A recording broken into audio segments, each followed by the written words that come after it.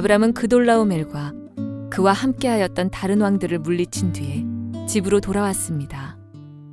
아브람이 돌아올 때에 소돔 왕이 아브람을 맞으러 사회 골짜기로 나왔습니다. 그곳은 왕의 골짜기라고도 불렸습니다. 살렘 왕 멜기세덱도 아브람을 맞으러 나왔습니다. 멜기세덱은 가장 높으신 하나님의 제사장이었습니다. 멜기세덱은 빵과 포도주를 가지고 나왔습니다. 멜기세덱이 아브람에게 복을 빌어주며 말했습니다. 가장 높으신 하나님, 하늘과 땅을 지으신 하나님께서 아브람에게 복을 주시기를, 당신의 원수를 그대 손에 넘겨주신 가장 높으신 하나님을 찬양합니다. 아브람은 멜기세덱에게 가지고 있던 모든 것 중에서 10분의 1을 주었습니다. 그때의 소돔 왕이 아브람에게 말했습니다. 저에게는 붙잡혀 갔던 사람들만 돌려주시고 재물은 다 가지십시오. 하지만 아브람이 소돔 왕에게 말했습니다. 나는 하늘과 땅을 지으신 가장 높으신 하나님 여호와께 나의 손을 들어 약속합니다. 나는 당신의 것은 아무것도 가지지 않겠습니다. 나는 시로라기 하나도 신발끈 하나도 가지지 않겠습니다. 내가 아브람을 부자가 되게 만들었다는 말을 당신이 하지 못하도록 하겠습니다. 나는 나의 젊은이들이 먹은 음식 말고는 그 외에 아무것도 가지지 않겠습니다. 다만 나와 함께 싸움터에 나아갔던 아넬과 에스골과 마므레의 목마는 그들에게 주십시오. 자, 우리 가슴에 손을 얹고 믿음을 고백하고 하나님께서 오늘 저희들에게 주시는 말씀 받겠습니다. 하나님은 나를 사랑하십니다. 나는 그 사랑 안에 있습니다. 하나님은 오늘 나에게 말씀하실 것입니다. 그 말씀에 능력이 있습니다. 그 말씀에 생명이 있습니다. 나의 마음을 하나님께 열겠습니다. 나의 생각을 예수님께 집중하겠습니다. 들은 만큼 변합니다. 들은 만큼 행복해집니다.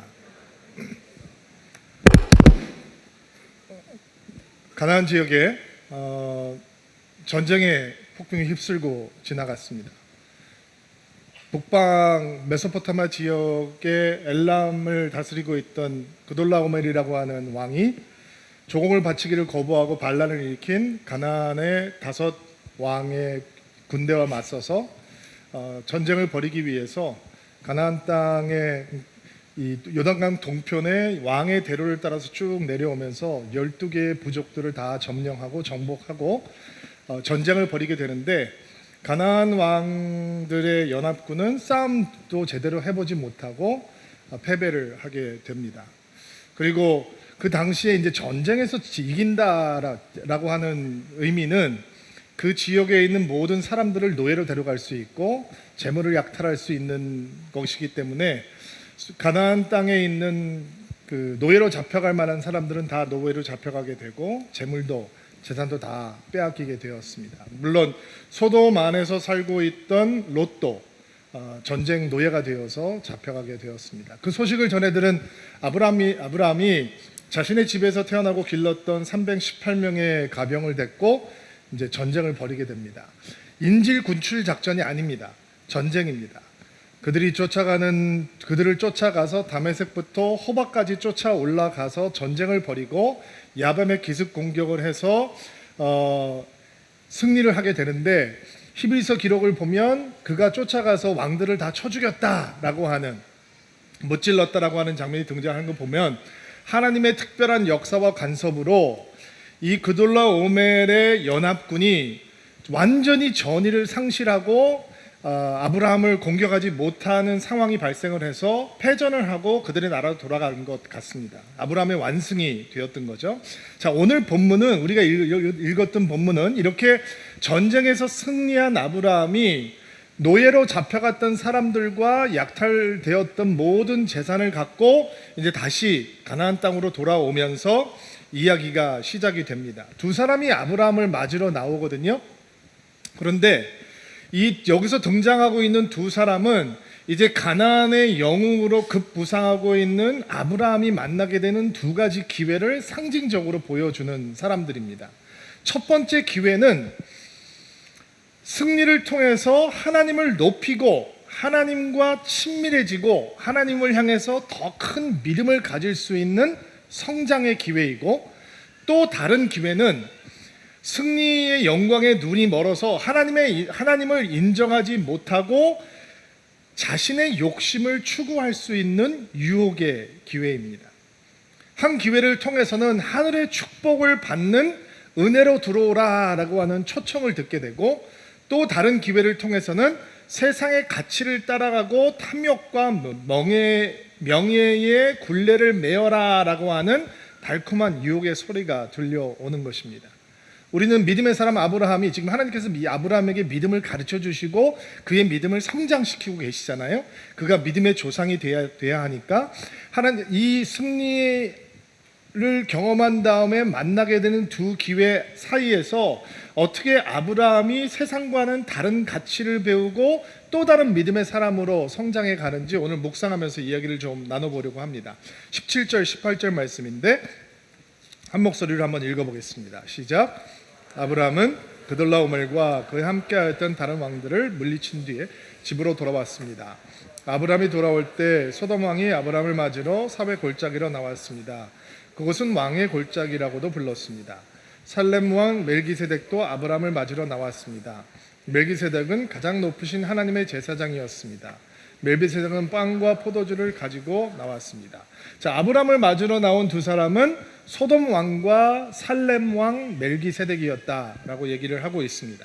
소돔 왕이 사회 골짜기, 왕의 골짜기라고 불렸던 바로 그곳까지 이제 찾아오게 되는데, 소돔 왕이 나오는 이유는 꼼수가 있기 때문입니다. 원하는 것이 있기 때문에 나오는 거죠. 이 전쟁이 벌어지기 전에 소돔 왕 베라가 아브라함에 대해서 관심이나 있었을까? 알기나 했을까? 아마 만나주지도 않았을 것 같아요. 떠돌이 같은 인생 아브라함에게 소돔 왕이 관심을 가질 이유가 전혀 없었겠죠. 그런데 그가 전쟁에서 패배해서 그돌라오멜에게 모든 것을 빼앗겼는데 그것을 다 아브라함이 되찾아서 돌아오고 있다라고 하는 얘기를 듣고 이제 나가게 되는 거예요. 이 소돔 왕이 왜 어떤 꼼수를 가지고 나가게 되는지에 대해서는 조금 이따 생각을 해보고, 포도주와 떡을 갖고 전쟁에서 돌아온 아브라함을 맞이하기 위해서 나갔던 살렘 왕 멜기세덱에 대해서 먼저 좀 생각을 해보기로 할게요. 살렘이라고 하는 것은 이제 예루살렘을 의미하는데, 살렘이라고 하는 의미는 평화라고 하는 의미예요. 그리고 멜기세덱이라고 하는 이름의 뜻은 의의 왕, 정의의 왕 이런 뜻이에요. 그러니까 멜기세덱이라고 하는 사람이 굉장히 신비로운 사람인데, 구약에서는 여기 딱 한 번, 그리고 시편에서 한 번 등장을 하고 더 이상 나오지 않거든요. 평화의 왕, 정의의 왕. 이 멜기세덱이라고 하는 사람이 지극히 높으신 하나님의 대제사장으로 지금 가나안 땅의 한 중심에 서 있는 거 아니에요? 그런데 우리는 그 가나안 땅이라고 하는 것이 하나님을 알지 못하는 우상을 섬기는 부족들로 가득했다라고 하는 것을 알고 있어요. 그러면 이런 질문들이 우리 안에 떠오를 수 있죠. 아브라함이 믿음의 조상으로 지금 가나안 땅에 들어와서 거기에서 믿음의 사람으로 이제 믿음의 나라를 일으킬 사람인데, 멜기세덱이 그 땅에서 이미 하나님의 제사장으로 있었다면 멜기세덱이 믿음의 조상이 되면 안 되는 건가? 굉장히 존귀하고 고귀한 사람인데 도대체 이 사람은 이 우상이 드글거리는 가나안 땅에서 어떻게 하나님을 알게 되었을까? 믿음의 제사장이 하나님의 제사장이었다면 그러면 그 땅에 그 멜기세덱 말고 또 하나님을 섬기는 사람이 있었다는 건가? 이런 질문들이 생길 수 있잖아요. 아쉽게도 성경은 거기에 대해서 우리에게 답을 주지 않습니다. 그리고 이 멜기세덱의 신비로움에 대해서 우리가 답을 찾을 수 있는 방법은 사실은 신약을 통해서 답을 찾는 것입니다. 시편 110편에 멜기세덱이 한 번 더 등장을 하는데, 시편 110편은 메시아의 시편이거든요. 시온에서 어떻게 메시아가 열방을 다스리는지에 대한 소개가 나오는데, 거기에 보면 시온에서 다스리시는 메시아는 아론의 혈통, 아론의 계통이 아니라 멜기세덱의 계통을 따라서 제사장이 되신 분이다, 이렇게 설명을 한단 말이에요. 그럼 이게 무슨 의미인가? 히브리서 7장 1절부터 4절 말씀 같이 한번 읽어볼게요. 1절부터 4절 한 목소리로 읽겠습니다. 시작. 멜기세덱은 살렘의 왕이며 지극히 높으신 하나님의 제사장이었습니다. 그는 아브라함이 여러 왕들을 무찌르고 돌아오는 길에 아브라함을 만나 축복해 주었습니다. 아브라함은 전쟁에서 빼앗아온 물건 중에서 10분의 1을 멜기세덱에게 주었습니다. 멜기세덱은 정의의 왕이라는 뜻이며 그의 아버지와 어머니가 누구인지 아무도 모릅니다. 그의 고향이 어디인지 아는 사람도 없으며 태어난 날과 죽는 날이 언제인지도 알지 못합니다. 그는 마치 하나님의 아들같이 영원한 대장으로 있는 자입니다. 그가 얼마나 위대한 사람이었는지 생각해 보십시오. 우리 조상 아브라함은 전쟁에서 이겨 얻은 물건 중 10분의 1을 그에게 주었습니다. 자, 이 멜기세덱이라고 하는 사람에 대해서 설명을 하면서 아버지도 없고 엄마도 없다, 족보가 없다, 사람의 시작을 가지고 있지 않다, 이런 뜻이죠. 태어난 날도 모르고 죽는 날도 모른다. 번역이 좋지 않아요? 개역 개정에는 시작한 날도 없고 생명의 끝도 없다, 시작도 없고 끝이 없다라는 것을 영원하다라고 표현을 하는 거거든요. 또 하나님의 아들과 같다, 항상 영원히 제사장으로 있다. 사람은 영원히 제사장이 될 수가 없죠. 또 아브라함에게 11조를 받을 만큼 존귀하고 고귀한 분이다. 또 아브라함을 축복할 만한 영적인 권위를 가지고 있는 분이다. 이 멜기세덱이 도대체 누구이냐? 어떤 사람들은 노아의 아들 셈이었다라고 해석을 하는 사람도 있어요. 옛날 교보들을 보면 이분은 천사다라고 얘기를 하는데, 신약에 나와 있는 히브리서 5장, 6장, 7장을 보면 신약에서는 이 멜기세덱이라고 하는 인물을 향해서 이런 조명을 비춰주는데, 그것은 바로 이 멜기세덱이 성육신하기 전 예수 그리스도의 모습을 보여준다, 예표가 된다, 이런 모습으로 보여주고 있는 거예요. 멜기세덱이 전쟁을 끝내고 돌아오는 아브라함을 축복하기 위해서 이제 마중이 나온 거죠. 무슨 말을 하느냐? 19절부터 20절 말씀 읽어주시겠어요? 멜기세덱이 아브라함에게 복을 빌어주며 말했습니다. 가장 높으신 하나님과 땅을 지으신 하나님께서 이렇게 복을 주시기를, 당신의 원수를 그대 손에 넘겨주신 가장 높으신 하나님을 찬양합니다. 아브라함은 멜기세덱에게 가지고 있던 모든 것 중에서 10분의 1을 주었습니다. 자, 우리가 지금 읽은 부분은 굉장히 짧은 부분이잖아요. 마치 나타나서 잠깐 이렇게 하나님을 찬양하십시오, 당신이 복받기를 원합니다, 당신에게 승리를 주신 하나님을 찬양합니다, 이렇게 얘기를 한 것 같은데, 마틴 루터 같은 사람은 이 성경을 해석을 하면서 지금 일어나고 있는 일이 이렇게 짧게 일어나는 일이 아니라, 지금 포로로 잡혀갔던 사람들이 다 돌아왔잖아요. 그돌라오멜의 군대가 12부족들을 점령하고 정복하고 약탈해가고 사람들을 노예로 잡아갔거든요. 근데 그것을 다 찾아서 돌아왔단 말이에요. 그리고 어떤 성경 해석자들은 그 행렬이 수킬로미터는 이어졌을 것이다 라고 얘기를 해요. 그러니까 지금 엄청난 사람들이 사회 골짜기에 모여 있고, 거기에 하나님의 높은 제사장이었던 멜기세덱이 나와서 설교를 하고 있다라고 이렇게 해석을 했어요. 왜? 어떤 설교냐? 소돔과 고모라가 가나안 땅을 덮고 있던 하나님을 향한 불순종, 하나님을 향해서 악을 쌓고 있는 사람들의 모습을 대표하는 것인데, 그리고 하나님을 믿지 않고 하나님으로부터 멀리 떨어져 있던 사람들이 하나님의 은혜로 다시 구원을 경험하고 돌아와서, 이제는 당신들은 하나님을 향해서 악을 쌓아가는 삶을 멈추고 하나님께로 돌아오라 라고 하는 설교, 기도, 이런 것들을 하고 있다라고 해석을 했어요. 저는 굉장히 특별한 묵상이구나라는 생각이 들었거든요. 그리고 아브라함을 향해서도 이 멜기세덱이 하나님의 축복을 기도하고 설교하고 선포해주고 있는 거죠. 그 핵심 내용은 뭐냐면, 지금 아브라함이 누리고 있는 승리의 영광, 그 영화가 하나님께서 주신 것이다 라고 하는 것을 다시 확인시켜 주는 거예요. 지금 사람들이 아브라함을 향해서 굉장히 환호하고 있을 거잖아요. 박수를 쳐주고 있을 거예요. 그들은 자유를 잃고 노예로 잡혀갔고 모든 재산을 다 잃었는데, 아브라함이 모든 것을 다 되찾아서 돌아왔어요. 지금 가나안에서 가장 존귀하고 유명하고 힘 있는 사람은 누구냐? 아브라함이 된 거예요. 내가 너의 이름을 창대케 하리라 라고 하는 하나님의 약속이 지금 이루어지고 있는 것처럼 보일 수도 있죠. 그러나 멜기세덱은 그런 아브라함 앞에 나타나서 아브라함의 용기나 아브라함의 성취를 칭찬하고 치하하는 것이 아니라 하나님께서 당신에게 이 은혜를 주신 것입니다 라고 하는 것을 확인시켜주고 있는 거예요. 하나님께서 당신의 대적을 당신의 손에 넘겨주셨기 때문에 당신은 승리할 수 있었습니다 라고 하는 사실을 상기시켜 주는 것이죠. 그래서 이 멜기세덱의 축복은 초청과도 같아요. 무슨 초청이냐? 당신은 이 승리 앞에서 승리에 도취되어서 내가 자신이 대단한 사람이라고 생각하면서 하나님으로부터 멀어지지 말고 하나님을 기억하십시오. 당신이 이룬 승리 가운데서 하나님을 높이십시오.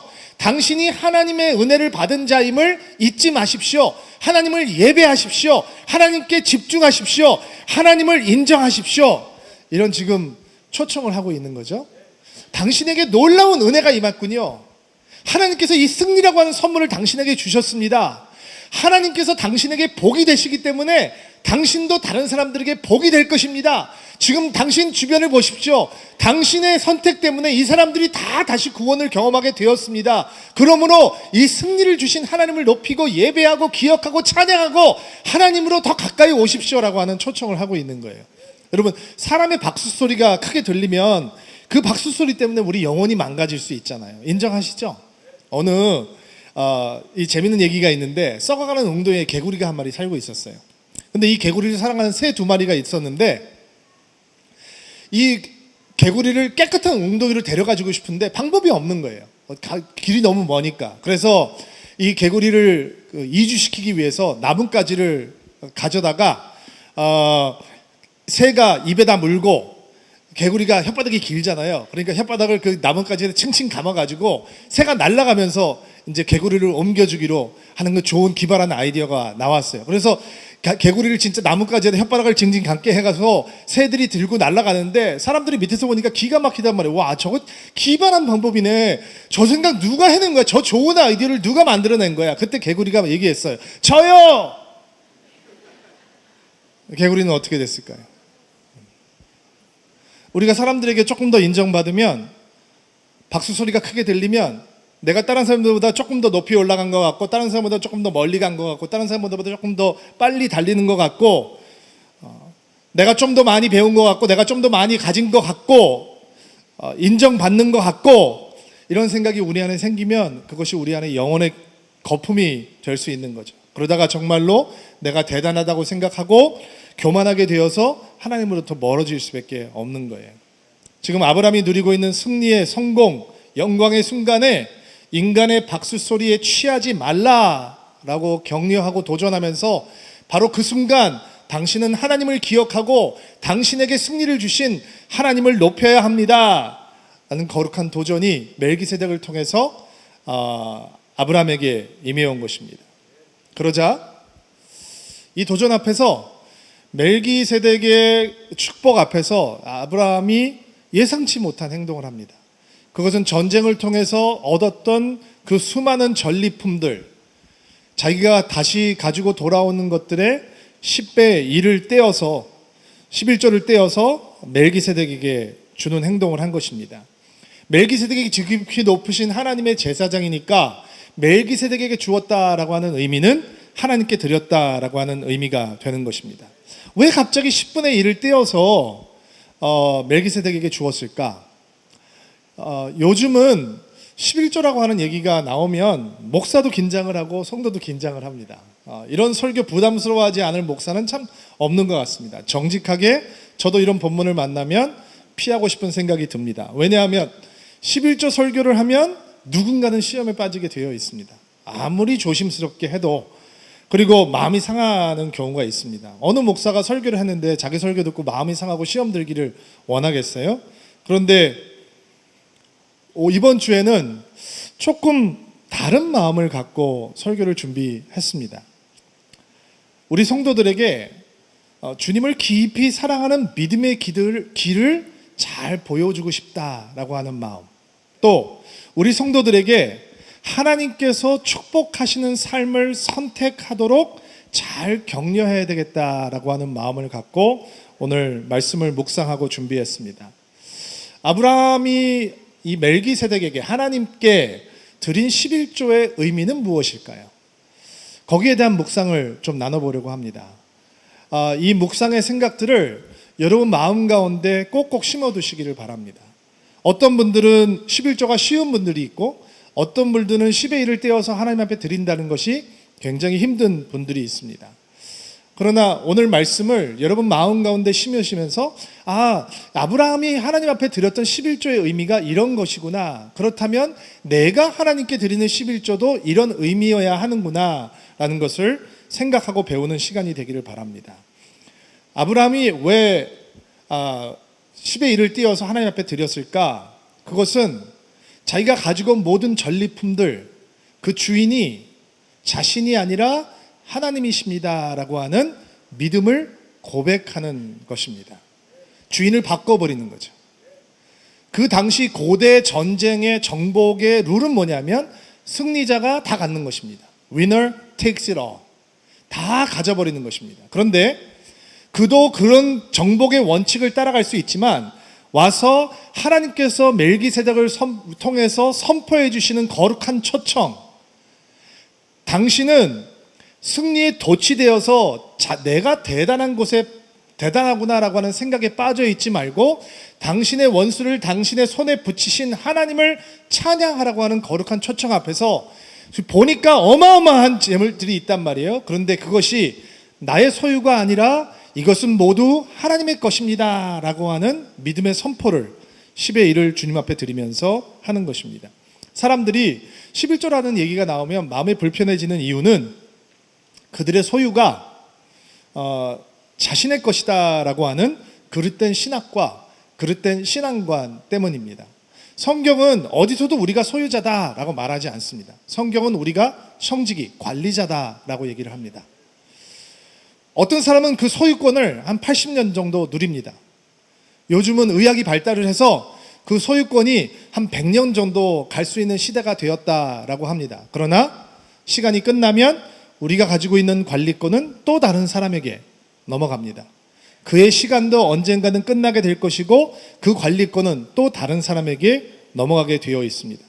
관리권을 영원히 가질 수 있는 사람은 아무도 없습니다. 그러니까 우리의 소유는 우리의 것이 아니라 하나님께서 우리에게 잠시 맡겨주신 것에 불과하다는 거죠. 주의 것을 주님께 돌려드리는데 아까워할 이유도 부쾌해질 이유도 없는 것입니다.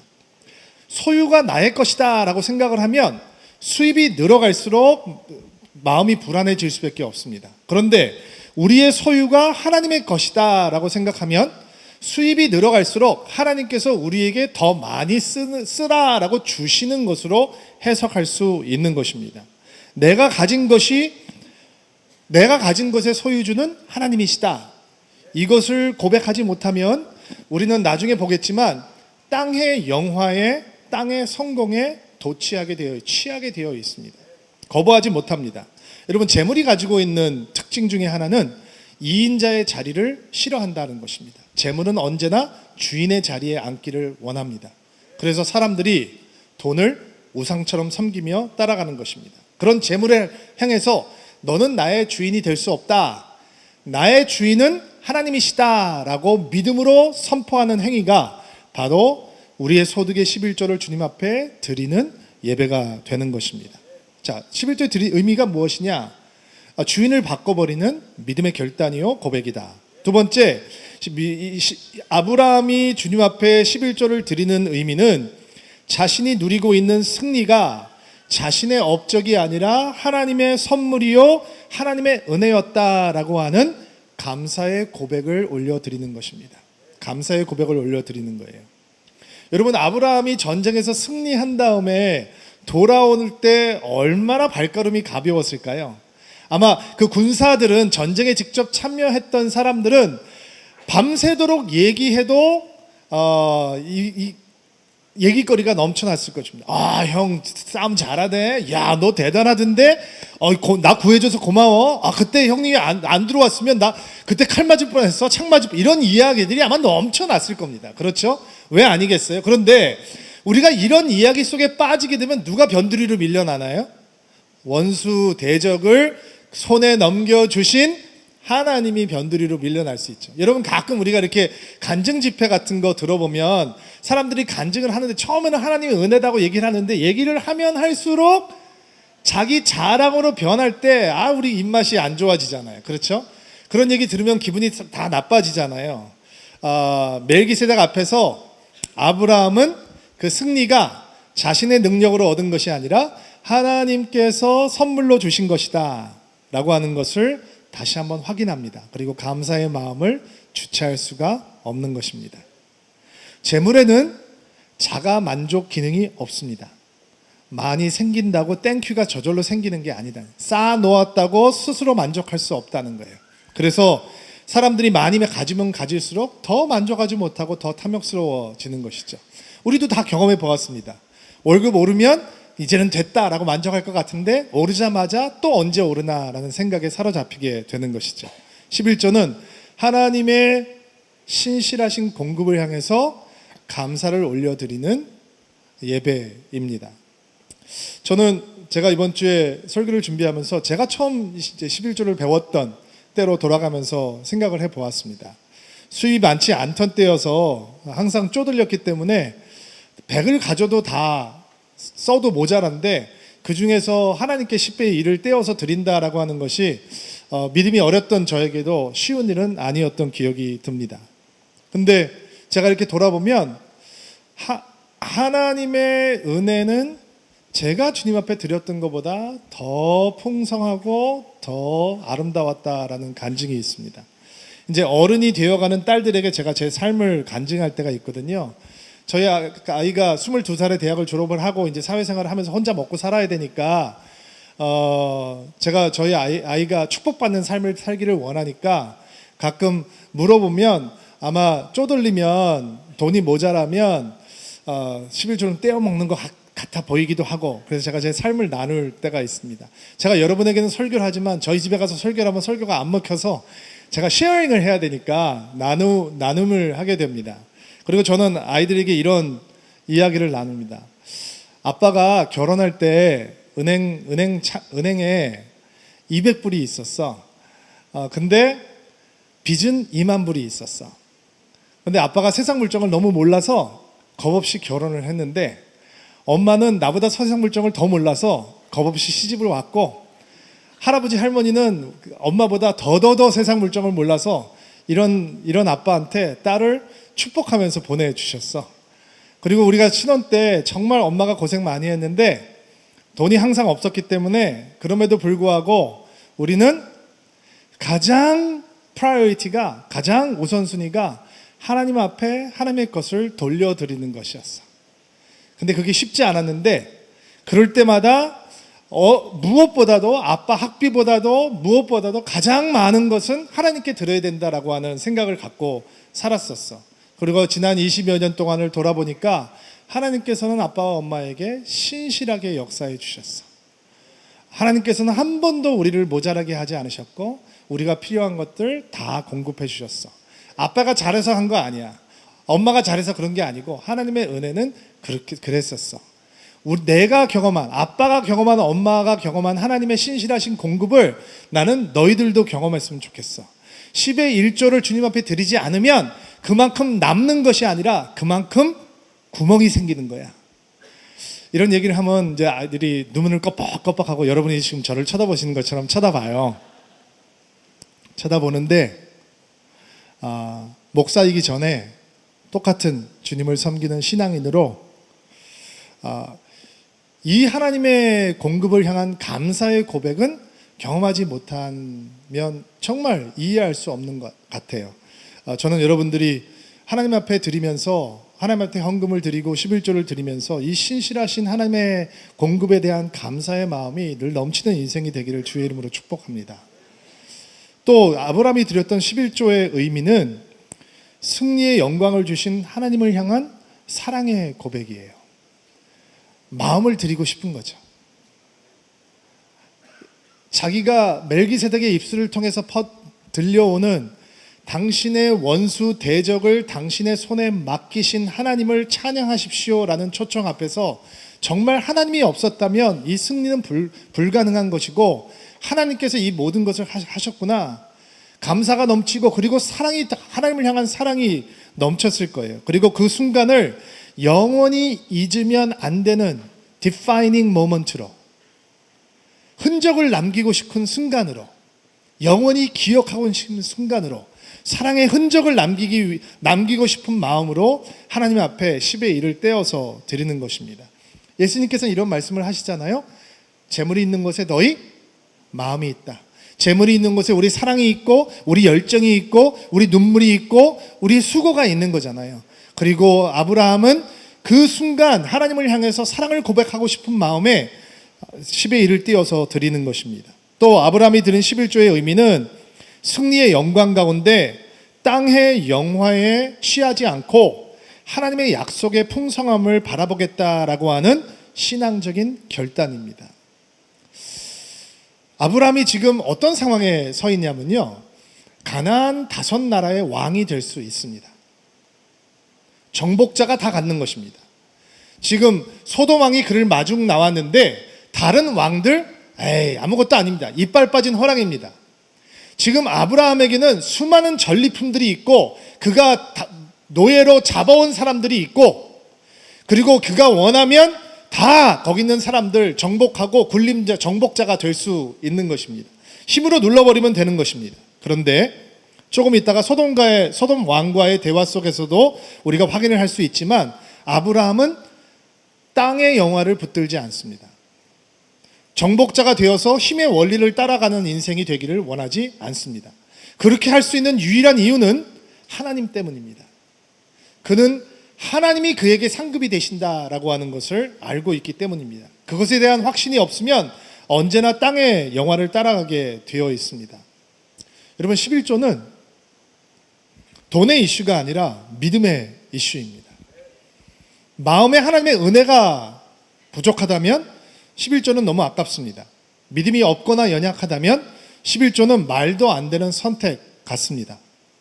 신앙생활을 하면서 11조라는 단어가 언제나 부담스럽게만 다가온다면 우리는 헌금을 하려고 하는 행위를 연습하기 전에 하나님 앞에 이런 기도를 올려드려야 합니다. 하나님, 내가 주님을 더 깊이 사랑할 수 있도록 도와주십시오. 하나님, 내가 주님을 향한 더 뜨거운 믿음이 생길 수 있도록 도와주십시오.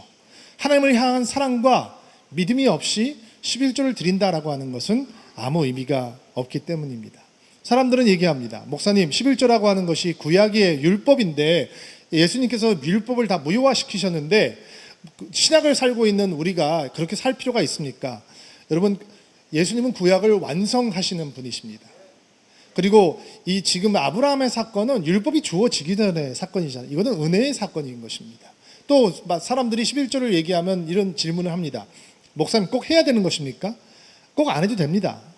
구원과 상관없습니다. 11조를 한다고 구원받고 11조를 하지 않는다고 구원이 사라지는 것은 아닙니다. 이것은 믿음의 이슈입니다. 그러나 11조라고 하는 이 얘기를 할 때마다 저는 여러분들이 두 가지 생각을 항상 품고 계셨으면 좋겠어요. 또 하나는 성경에 보면 하나님을 시험하지 말라라고 하는 얘기가 나오는데 성경에 하나님을 시험하라라고 하는 얘기도 등장을 합니다. 말라기에 등장하는 이 성경인데요. 이 말라기가 구약의 마지막 선지자였는데 이 말라기 시대가 어떤 시대냐면 제사장들이나 이스라엘 백성들이 하나님을 굉장히 허접하게, 하나님을 굉장히 누추하게 대하던 때입니다. 원래 하나님 앞에 제물을 드리러 올 때는 흠없고 순전하고 깨끗한 제물을 가지고 와야 되는데 병들고 쓸모없고 이런 것들, 자기들이 원하지 않는 짐승들을 가지고 와서 하나님 앞에 제물을 드린다라고 하던 시대였습니다. 그런 이스라엘을 향해서 하나님께서 이런 말씀을 주시는데 말라기 3장 7절부터 10절 말씀이에요. 제가 7절부터 9절 읽을게요. 여러분들은 10절을 읽어주세요. 너희 조상 때부터 너희는 내 규례를 따르지 않고 지키지 않았다. 나에게로 돌아오너라. 그러면 나도 너희에게 돌아가겠다. 나 만군의 여호와가 말했다. 그러나 너희는 돌아가려면 어떻게 해야 합니까? 하고 묻는다. 어찌 사람이 하나님의 것을 훔치겠느냐? 그러나 너희는 나의 것을 훔쳤다.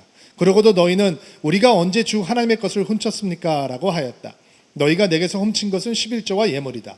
온 나라가 나의 것을 훔쳤으므로 너희에게 저주가 내렸다. 10절 읽어주세요. 너희는 창고에 너희가 거둔 것의 11조를 가져와 나의 집에 먹을 것이 있게 하여라. 그것으로 나를 시험하여라. 내가 하늘 문을 열고 너희가 쌓을 공간이 넘치도록 너희에게 복을 붓게.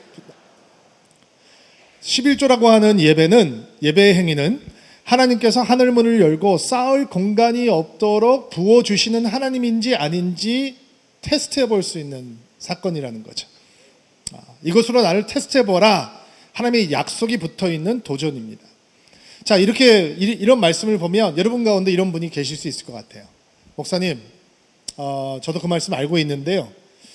제가 지금까지 신앙생활 하면서 신실하게 열심히 주님 앞에 10의 1을 드리고 살고 있는데 내 삶에는 여전히 결핍이 있습니다. 여전히 부족합니다. 내가 그렇게 살았는데 내 사업이 기울었습니다. 어렵습니다. 이렇게 생각하시는 분들도 있을 수 있을 것 같아요. 그렇다면 다음 예수님의 말씀을 한번 들어보세요. 마태복음 6장 19절부터 20절 말씀 한번 읽어주시겠어요? 시작. 세상에 재물을 쌓아두지 마라. 녹수로 못 쓰게 되고 도둑이 와서 훔쳐갈 것이다. 그러므로 너희 재물을 하늘에 쌓아두어라.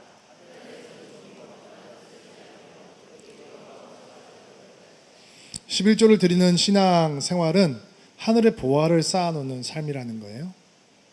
여러분들은 복이 이 땅으로 끝난다라고 생각하시면 안 돼요. 복은 영원까지 이어지는 거예요.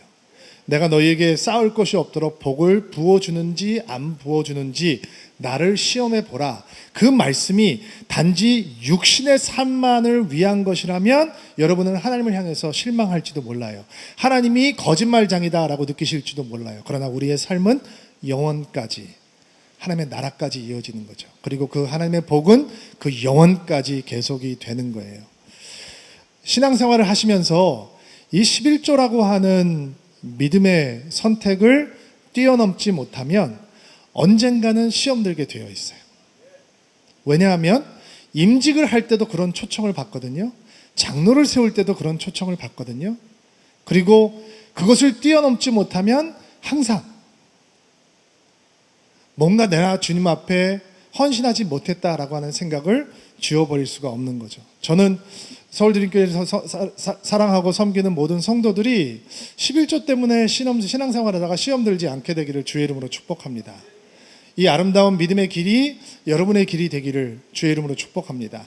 이 장면을 보고 있던, 이렇게 10의 1을 떼어서 주님 앞에 드리고 있는 아브라함을 보면서 소돔 왕의 반응을 봅시다. 21절부터 24절 말씀인데요. 같이 한번 한 목소리를 읽어볼게요. 시작. 그때 소돔 왕이 저에게는 붙잡혀 갔던 사람들만 돌려주시고 재물은 다 가지십시오. 하지만 아브라함이 소돔 왕에게 말했습니다. 나의 손을 들어 약속합니다. 나는 당신의 것은 아무것도 가지지 않겠습니다.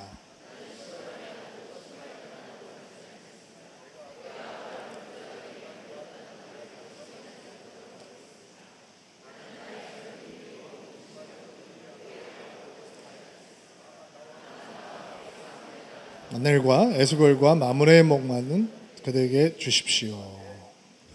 소돔 왕이 꼼수가 있어서 나왔다 그랬죠. 무슨 꼼수냐? 아브라함의 승리에 숟가락을 딱 자기 숟가락을 얹고 싶은 거예요. 지금 여기에 있는 모든 재산과 사람은 누구 것이에요? 아브라함 거예요. 근데 소돔 왕은 뭐라 그러냐면 재물은 당신이 가지시고 자기 것이 아닌데 자기 것처럼 행동을 하는 거죠. 사람은 내가 데려가겠습니다. 지금 사람은 누구 거예요? 아브라함의 사람들이에요. 소돔 왕은 어떤 권리도 없어요. 이 고대 전쟁의 정복의 룰을 모르는 것도 아니고, 그럼에도 불구하고 가만히 보니까 이게 어리숙한 줄 알았는데 어리숙하지 않단 말이에요. 다 가지고 왔는데 자기 거 이거 내 거였으니까 나에게 돌려줘라고 하는 마음이 솔직히 있었을 텐데 당당하게 그 많은 재물을 멜기세덱에게 준단 말이에요. 그러니까 이게 만만하지 않네. 그러면 내 사람이라도 좀 챙겨가야 되겠다. 그래야지 나라를 재건할 수 있으니까 사람이라도 좀 챙겨가야 되겠다라는 생각을 하고 있는 거죠. 그런데 그런 꼼수를 부리고 있는 이 소돔 왕에게 앞에서 아브라함은 또다시 이해할 수 없는 행동을 합니다. 그것은 소돔 왕의 어떤 재물도 취하지 않겠다, 모든 것을 되돌려주겠다라고 하는 결정을 한 것입니다. 그 이유는 소돔 왕으로 말미암아서 내가 부자가 되었다라는 소리를 나는 듣고 싶지 않다라는 이유에서였습니다. 여러분, 이집트에서 보았던 아브라함하고 너무 다르지 않아요? 지금 아브라함의 믿음이 이렇게 커가고 있는 거죠. 쑥쑥 자라고 있는 거예요. 그가 가지고 돌아온 것이 다 그의 소유인데도 불구하고 나는 소돔 왕의 재산을 통해서, 재물을 통해서 부자가 되었다라고 하는 소리를 듣고 싶지 않습니다. 이게 무슨 얘기냐? 소돔 왕 당신은 나를 축복하는 사람이 아니다 라고 얘기하는 거예요. 나는 당신의 재물 없이도 복을 받은 사람이고 복을 받을 사람이다, 이렇게 선포하고 있는 거예요. 당신이 나를 축복하는 사람이 아니라 하나님이 나를 축복하신다, 여기 선포하고 있는, 난 당신의 재물이 필요 없다. 당신의 재물이 없어도 주께서는 나를 크게 하실 것이다. 하나님께서 나의 상급이시다. 여러분, 아브라함이 헤브론으로 돌아가거든요. 그 많은 재물을 남겨두고 헤브론으로 돌아간다고요. 근데 그 척박한 산지로 돌아가는데 승리의 대가, 재물은 얻지 않았지만 그에게 더 큰 것이 들어온 거죠. 그게 뭐예요? 대적을 그의 손에 붙이시는 위대하고 크신 하나님을 향한 사랑과 신뢰, 믿음이 더 커진 거예요. 이게 당당할 수 있는 거예요. 대단한 믿음의 고백이죠. 또 이 재물을 돌려준다라고 하는 의미는 나는 거룩하지 않은 재물은 취하지 않겠다라고 하는 믿음의 결단이에요. 왕이 될 수 있는데 왕이 안 되는 거예요. 그 재물을 다 가질 수 있는데 거부하는 거예요. 여러분, 재물의 특징이 선과 악의 경계선을 아주 모호하게 만들거든요. 그래서 사람들이 돈을 붙잡으면 불법을 행하면서도 뻔뻔해지는 것입니다. 소돔왕의 재물은 어떻게 얻었을까요? 소돔이라고 하는 땅이 하나님을 향해서 악을 쌓아가고 있는 땅이니까 그 땅의 재물도 악한 방법을 통해서 얻었을 거예요. 근데 소돔왕은 그 재물을 네가 다 가져라 라고 얘기를 하고 있지만 아브라함은 거룩하지 않은 재물은 거두지 않겠다라고 하는 믿음의 결단을 보여주고 있는 것입니다. 혹시 이렇게 생각하는 분들 있어요? 에이, 바보. 아니, 그거 갖다가 하나님 위해서 쓰면 되지. 여러분, 거룩하지 않은 재물은 거룩하지 않은 사람을 만들어냅니다. 그가 하나님께 11조를 드림으로 나의 소유는 나의 것이 아니라 하나님의 것이다 라고 고백하지 않았다면 소돔 왕의 제안은 매우 달콤하게 들렸을 것입니다. 그러나 그는 당당하게 거부하고 믿음의 땅으로 다시 돌아갑니다. 그가 누린 최고의 승리의 결과는 재물이 아니었습니다. 하나님이셨습니다. 여러분, 아브라함이 믿음의 조상이잖아요. 이 얘기는 무슨 얘기냐면 믿음의 길을 보여주는 좋은 모델이 된다는 거죠. 승리의 영광 앞에서, 성공의 영광 가운데서 세상의 가치와는 다른 믿음의 길이 있다라고 하는 것을 아브라함을 통해서 만나게 되는 거예요. 그 길을 걷는 드림인들이 되기를 주의 이름으로 축복합니다. 언제나 믿음을 따라 선택하는 우리가 되기를 예수님의 이름으로 축복합니다. 자, 우리 가슴에 손을 얹고 안수하시고 축복하겠습니다. 하나님, 승리의 영광 앞에서 두 기회를 만나는 아브라함을 보았습니다. 승리 앞에서 언제나 하나님과 가까워지는 믿음의 길을 선택하는 우리가 될 수 있도록 은혜를 베풀어 주옵소서. 주님, 소돔의 불을 거절할 수 있는 믿음의 용기를 허락하여 주옵소서. 오늘 11조가 여전히 부담스럽게 느껴지는 성도들을 위해서 기도합니다. 하나님을 더 깊이 사랑하고 믿는 믿음을 먼저 허락하셔서 그 인생의 주인이 하나님이신 것을 고백하는 굳건한 믿음을 배우게 하옵소서. 이번 한 주간 예수님의 손을 붙들게 하옵소서. 예수님의 이름을 부르게 하옵소서. 십자가를 바라보며 날마다 승리하는 한 주가 될 수 있도록 우리와 동행하여 주옵소서. 예수님의 이름으로 기도하옵나이다.